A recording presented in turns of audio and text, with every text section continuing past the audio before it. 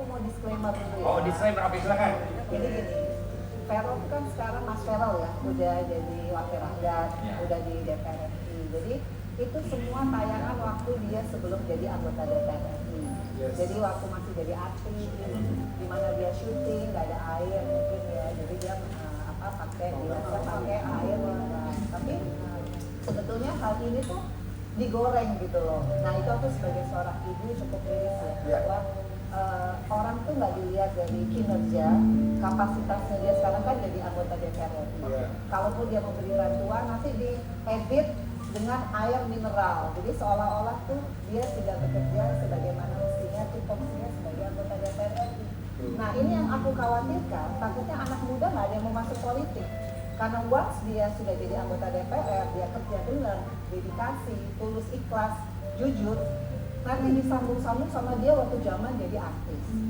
Air mineral lah apa. Jadi aku justru datang ke sini ini pengen meluruskan. Karena sebagai seorang ibu, aku tahu benar anakku.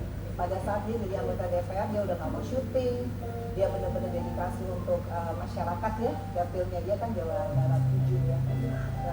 Kali ini ketika nasional kemarin ada bencana, dia hadir.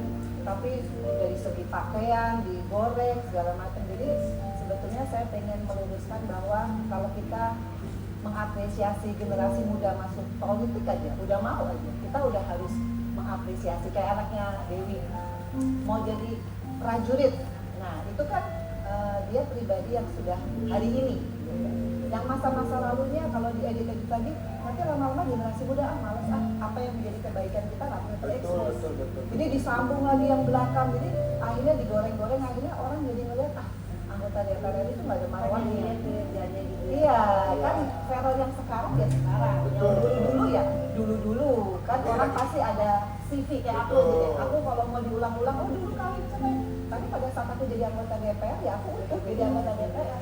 Mau bercerai 2 kali kalau memang kerja ya rakyat milih, gitu. Rakyat tetap milih. Tapi ya aku ngerti ya, kalau mungkin aku udah usia 50 masih kuat mentalnya. Tapi kalau usia belum 30 tahun mau jadi anggota DPR aja udah kita apresiasi ya. Maksudnya kan dia bisa aja dengan validasinya jadi artis. Kalau sekarang jadi anggota DPR kan pasti berubah semua kehidupan. Jadi aku yakin mestinya yang diekspos itu adalah kinerjanya dia. Tapi kalau disambung dari sini ya nobody. So apakah ini mengganggu untuk seorang Vena Melinda sebagai ibu? Atau mengganggu Vero? Kalau mengganggu, aku udah bilang dari awal, Mas Vero, once jadi politisi, kita bener aja bisa digoyang. Gitu. Jadi nomor 1, mentalnya adalah fokus aja sama kebaikan. Kalau kamu fokus sama kebaikan itu lewat, alhamdulillah lewat kan. 3 minggu ini sudah lewat. Gitu. Jadi aku datang ke sini, aku nggak pengen memperpanjang soal air mineral karena this is not important ya.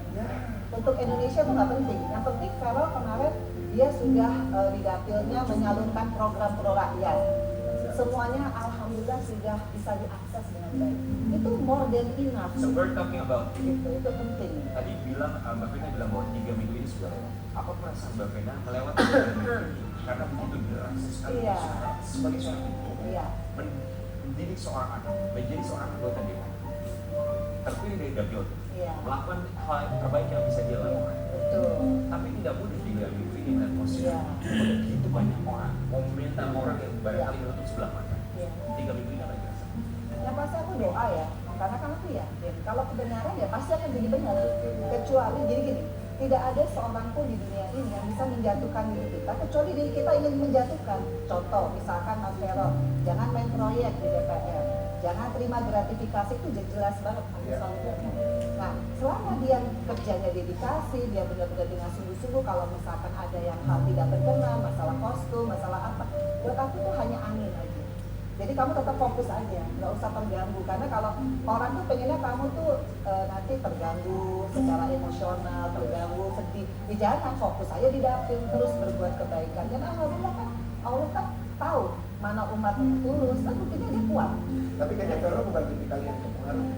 Alhamdulillah aku sebagai ibu selalu telepon dia, aku datengin, aku bilang, Kak, it's okay kok, itu hal yang biasa di parlemen gitu, di politik. Karena aku aja dulu kerja bener, begitu aku bercerai 13 tahun yang lalu, orang selalu, oh iya karena dia kawin cerai, gimana ngurusin negara. Alhamdulillah aku terpilih 2 periode karena aku kerja, simple. selama kita kerja mau kita kawin cerai itu kan bukan keinginan kita. Iya. Tapi kalau tiba-tiba ada yang menjatuhkan kita itu udah sangat biasa karena politik Iya. itu nggak pernah ada lawan, nggak pernah ada teman, dinamis. Jadi kamu harus kuat mental, yang penting kamu nggak korupsi, kamu tidak merugikan orang, kamu benar-benar amanah, fatomah. That's it, simple banget. Fokus aja. Responnya Farel sendiri dengan apa yang terjadi di sosial media, angin yang Iya. begitu dahsyat dengan seorang Farel beberapa waktu terakhir, beberapa waktu belakangan ini, gimana responnya? Ya aku bilang pokoknya jangan lupa sholat, jangan lupa sedekah. Hanya itu. Pegangan kita apa sih dalam hidup? Kekuatan itu bukan dari kita, kekuatan itu dari Allah. Mau kita senang, kita bersyukur.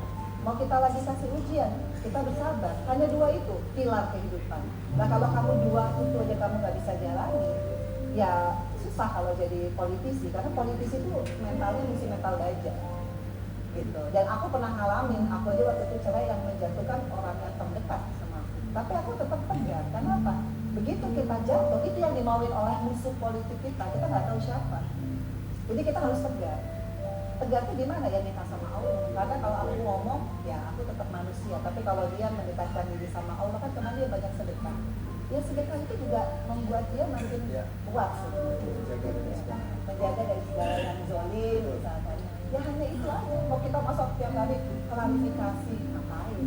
Nah kalau Dan tipikalnya Farel tuh yang nggak suka ngomong, Iya. yang udah klarifikasi masa dulu, dulu deh. Iya. Gitu. Tapi ya sebagai manusia pasti kita sedih pasti. Tapi aku bilang sedihnya jangan kelamaan. Aku juga begitu sebagai ibu, aku yang melahirkan, aku yang mendidik. Pasti aku ngeliatnya kok begini. Pasti ya Dewi juga ya. Tapi kan semua orang pasti punya CV tersendiri. Nah CV seorang artis pasti akan berbeda sekali dengan CV seorang politisi. Tapi kan kita lihat yang sekarangnya. Kita mau kasih lihat dari seorang Farel Bramasta. Langsung kita. So, Farel cerita sama Mbak Vena itu apa saja sih yang dibutuhkan? Jadi nggak usah Farel lah, aku lah. Kita ada yang namanya dana tundapil, kunjungan dapil kita. Ada itu dananya.